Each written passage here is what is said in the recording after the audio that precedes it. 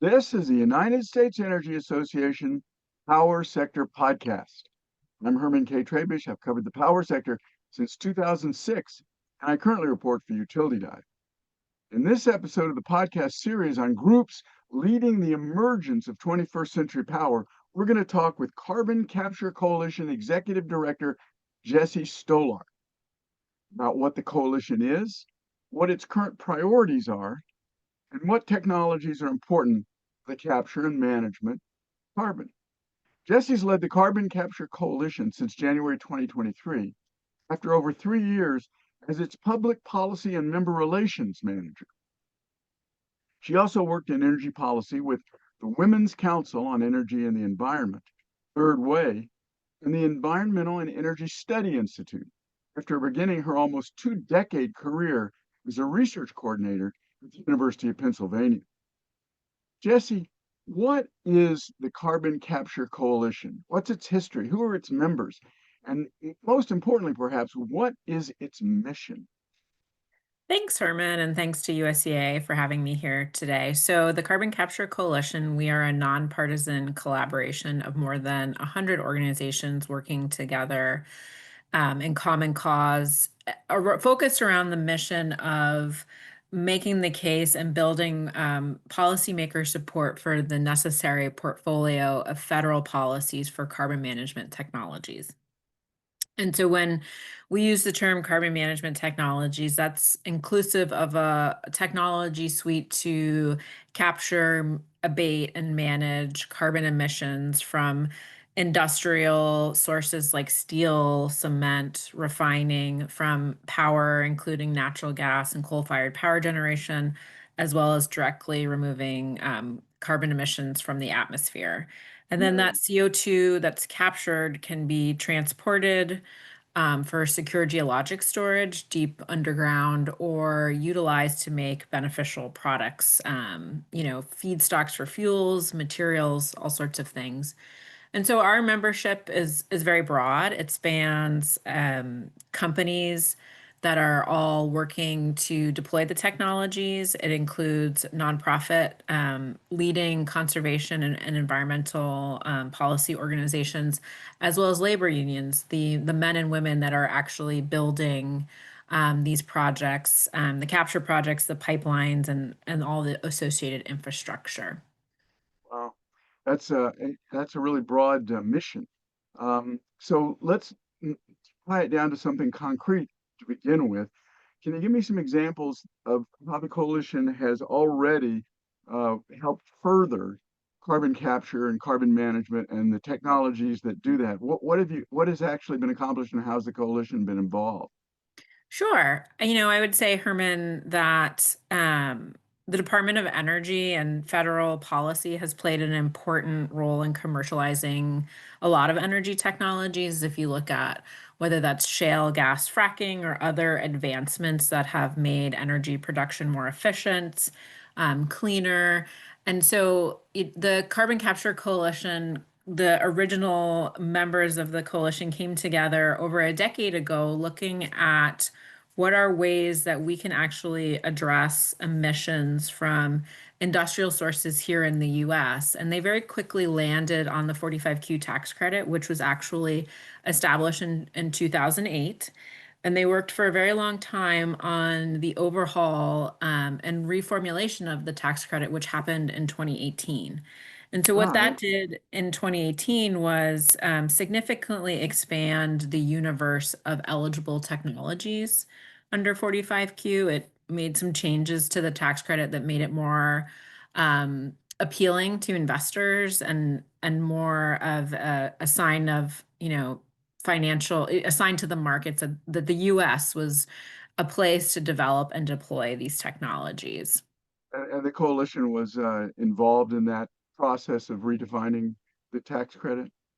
Absolutely. I would say the coalition was really the convener of that process and really worked very close with bipartisan members of both the House and Senate to accomplish that. And so the revamped 45Q tax credit was actually signed into law by President Trump in his first term. And then from that point on, the coalition, we have worked both on tax policy and any necessary changes to the 45Q tax credit to ensure that it is providing that appropriate market signal. But we've started to work very deeply now on the implementation of the supportive policy framework that's already in place. Things on the regulatory space as well as new policy ideas needed to deploy these technologies, and really taking a page out of again, looking at other energy technologies that have successfully commercialized here in the US, which is it has taken a combination of both tax policy, federal research and development investments, this kind of ecosystem of policy, as you were, Yeah, to really see commercial deployment and eventual liftoff of the technologies. I think policy is on everybody's mind very much Sure. these days. And we're going to get to that, but I want to talk about the technologies in that are involved in carbon capture, carbon management. There's like most energy technologies these days, whether it's nuclear or clean energy, wind and solar, there's controversy. There are people who say carbon capture and management is technologically challenging. There are others who say, and this includes, by the way, the IPP, the international IPCC, excuse me, the international group of scholars who said that it's not just preventing carbon from going up; it's also dealing with what's already there and bring it out and as well. There are many technologies that can be used. They capture, they remove. You have to move the carbon once you capture and or remove it. And then, as you said earlier, you can reuse it or you can store it. So tell us a little bit about the technologies, which are now in use, which maybe aren't so prominently being used, but are ready for prime time in your opinion. And which do you think have the potential to capture and manage carbon if they get the right kind of research and development support? Break it down for us, Jesse. Yeah, I mean, so the thing that all of these capture and removal technologies have in common is that they're using a mechanism, whether a chemical or physical mechanism, to pass the emissions or the ambient air over something to separate out that CO2, right? And so that can be accomplished through different chemical solvents. It can be accomplished through, solid sorbent material. And that is a large cost component in these systems. And so a lot of the technological advancements that we've seen, and I think that we'll continue to see in this space, is the cost reduction of those materials. And there's some really exciting developments that have happened. Just this past month, a Canadian company called Svante, um, they opened their manufacturing facility for a solid sorbent, excuse me. And so basically, continuing to see these improvements and refinements in the technology, that's really exciting. Carbon capture technology itself, it's very interesting because it's something that has been practiced in a limited commercial fashion for now more than 50 years. If you go back to the origins of capturing CO2, pure CO2 from emissions emitting facilities, whether that's natural gas processing facilities or ethanol, and then using that for enhanced oil recovery. So it's a technology pathway that's been used for a long time, but what we're talking about now in terms of it's transformational, right? In terms of applying it across emitting sectors. And then, of course, you have to, depending on the emission source, you have to separate out and manage the CO2 from these different emission streams. So I think that's one of the exciting things is especially from, if we look at the federal investments that we've seen here in the US, this continual improvement, and I think we will continue to see that. And then we're also seeing improvements on the storage side, AI and advancements in computation is really changing, I think, the efficiency and how we're going to see storage develop and deploy. And so these are all exciting things that are happening now, and I think are going to influence the industry in the coming years. Interesting. Yeah, I just was listening to a podcast earlier this week about a Canadian company that I think has a sort of a tree that is with the leaves made of absorbent material, and they're talking about putting these trees all over the world. Um, uh, is there is what do you say to the people that say it's inadequate? Just briefly, I don't want to dig into this, but what do you say to people who say it can't be capturing carbon can't be done economically?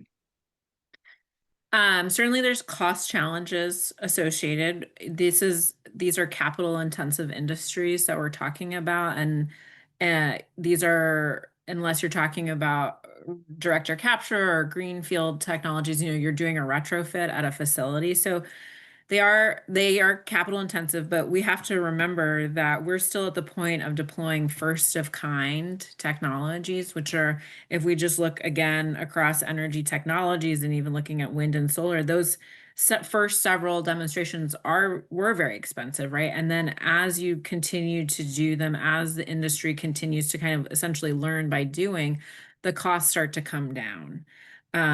So yes, cost is a concern, and it's definitely something that we're trying to address in the policy framework.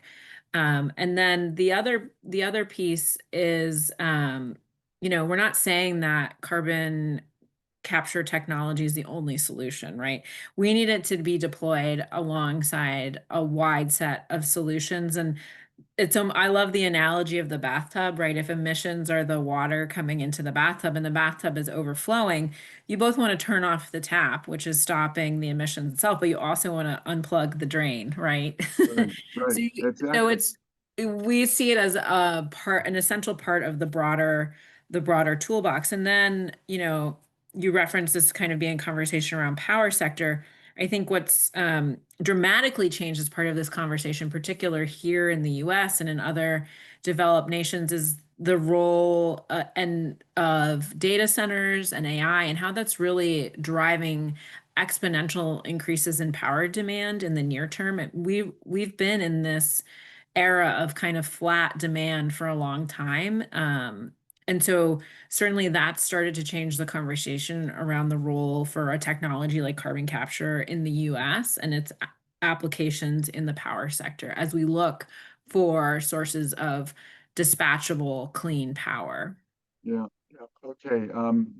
Let's talk about the elephant in the room. The political environment is very charged, Sure. and for your organization, you mentioned it, this 45Q tax credit. Now, we know a couple of things. We know that other energies have had tax credits that help them grow. That goes all the way back at least to, I remember the big discussion around this Price Anderson provision that a guaranteed insurance for nuclear plants. I think back in the 70s and 80s, nuclear plants might not have been built if they hadn't had that policy guarantee from the government. What, and we also know that there's an economic battle going on among energies, and many of those energies have tax credits that help them compete economically. And as you said, we also know that we have new demand right at the same time that we see the Earth warming and all the results from extreme weather of that warming. So tell us about how the 45Q tax credit will work for carbon capture and for its members, capture and management. Yeah, I mean, I would say, Herman, that one thing that is fairly unique about carbon management and the 45Q tax credit is that it has enjoyed incredible bipartisan support throughout its history. And although the most recent enhancements to the tax credit were passed as part of the Inflation Reduction Act, which we know was passed through a reconciliation process by the Democrats, the Democratic majority at the time, all of the marker bills that went into that package for 45Q were introduced on a bipartisan basis. And so Okay. that, going forward really gives us a lot of confidence in the 45Q's tax credit's ability to attract a broad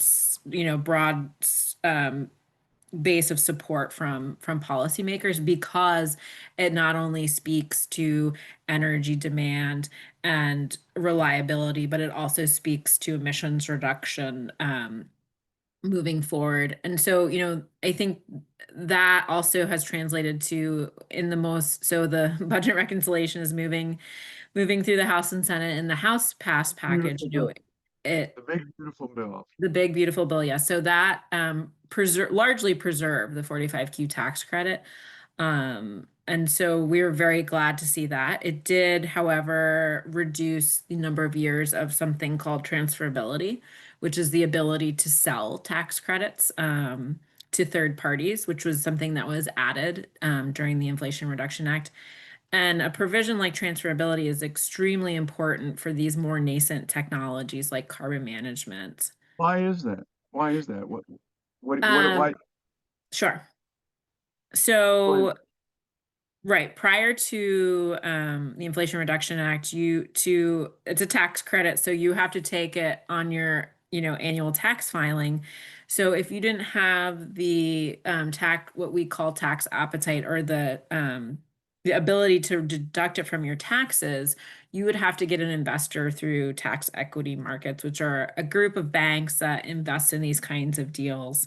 And for a number of reasons, that those tax equity markets are very used to dealing with technologies like wind and solar. They see that as a excuse me, replicable, understood technology pathway. But with less mature, more nascent technologies like carbon management, those tax equity markets are demanding return on investment of 30% or greater. So what that means is that essentially the 45Q tax credit, its value is immediately diminished by 30% or more. And so transferability is this ability to bypass the tax equity market. It opens up a huge universe of investors. Those markets we've already seen in the first few years of the transferability markets are very competitive. And so people are able to, get very high return on the sale of their tax credits. And then it's a flexible it's a flexible strategy in terms of investment and return on investment for the tax credit. And so those are there's lots more, but those are some of the reasons why transferability has emerged as such a crucial factor in Let helping me, these technologies deploy. let me just help you clarify just a little bit. Sure.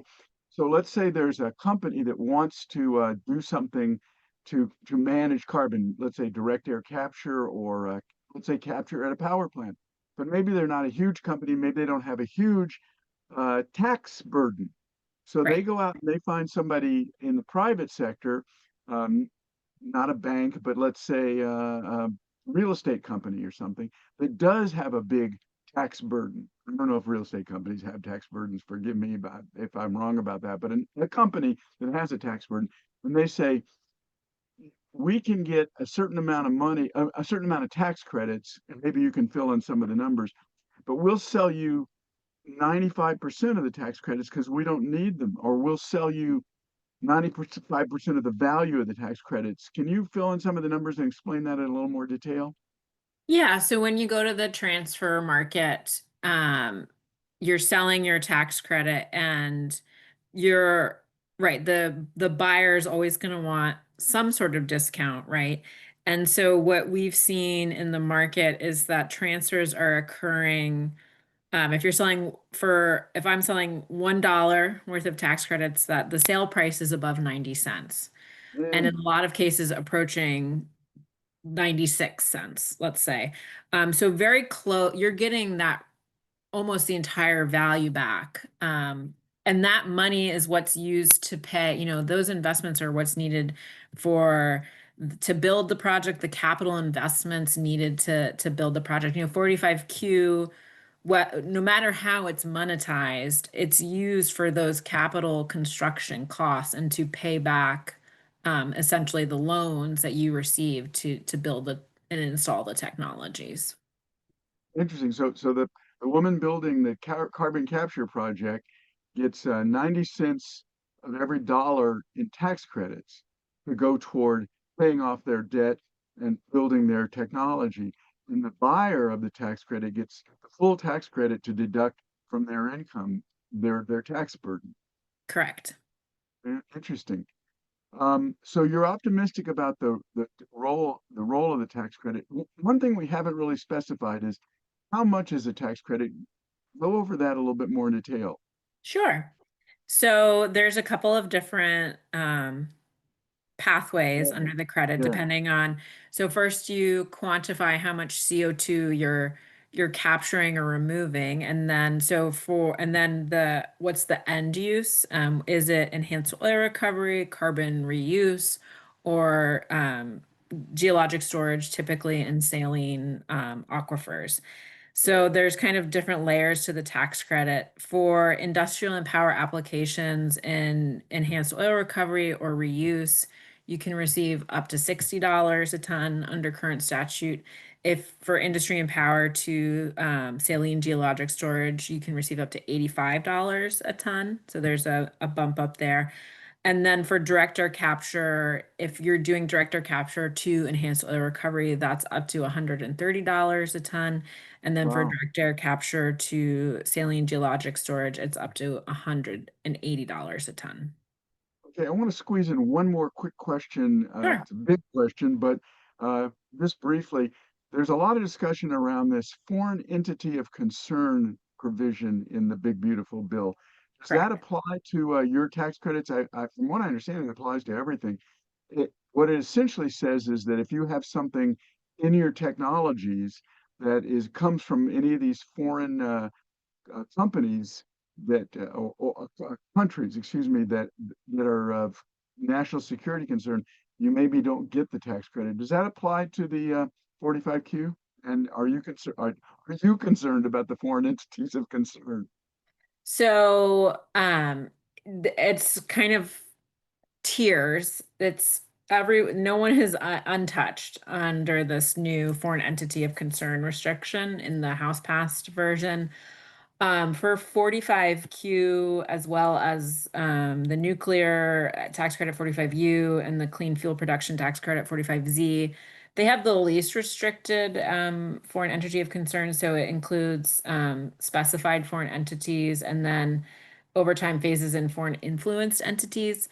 Herman, we're still trying to understand exactly what this means. I think we understand the intent behind this type of language. You really want to incentivize domestic manufacturing, Yeah, domestic industry jobs and supply chains, but we also don't want to see kind of unintended or chilling consequences in the build out of these industries. So we're trying to understand them. I think one concern that we would have is that any of these restrictions will require guidance, and so right, Treasury and IRS will have to issue guidance and prepared guidance, and that will take some time, right? And depending on how complex some of these pieces are, and just from some of the initial chatter I've heard, they could be very complex. It could take a long time, and that would create, the last thing any business needs is uncertainty. So right.